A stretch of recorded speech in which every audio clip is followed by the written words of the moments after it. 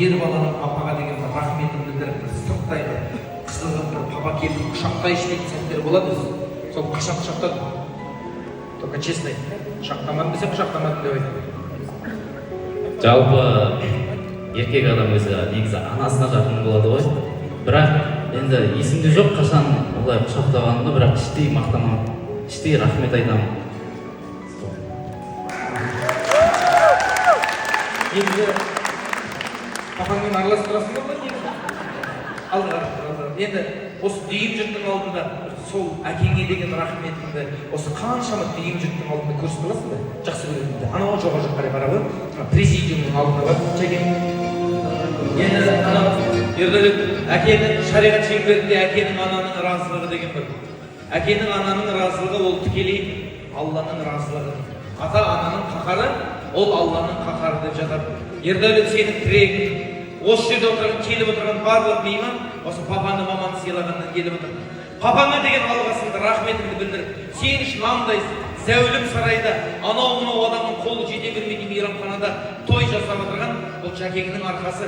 Папаңа деген рахметімді білдіріп, қазір мен 1, 2, 3 дейін жүгіріп келіп, папаңды қатты құшақтап, маңдайынан сүйіп, бір әкем деп бір жоғары жаққа көтеріп қойсаңыздаршы.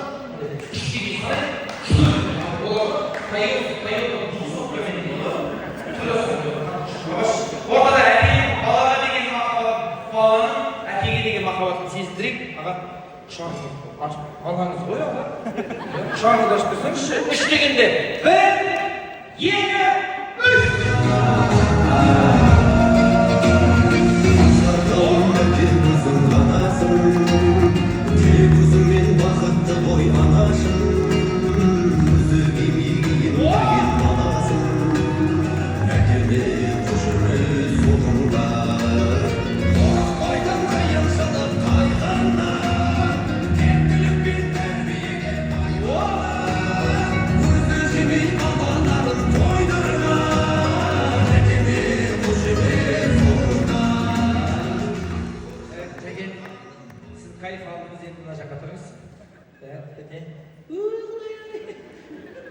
Жыламаңыз. Ердәулет жас жерге барды. Ердәулет енді мамаға деген құрмет бөлек болады. Сен күшті киініп алсың ше бір маңдай. Операдағы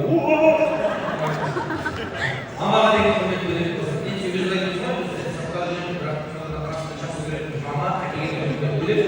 Мамаға деген жақсылығын сездіріп, рахметімді білдіріп, жүрген маңдайынан сыйып қойсаң, бізде саған қосыламыз. Al 1, 2, 3.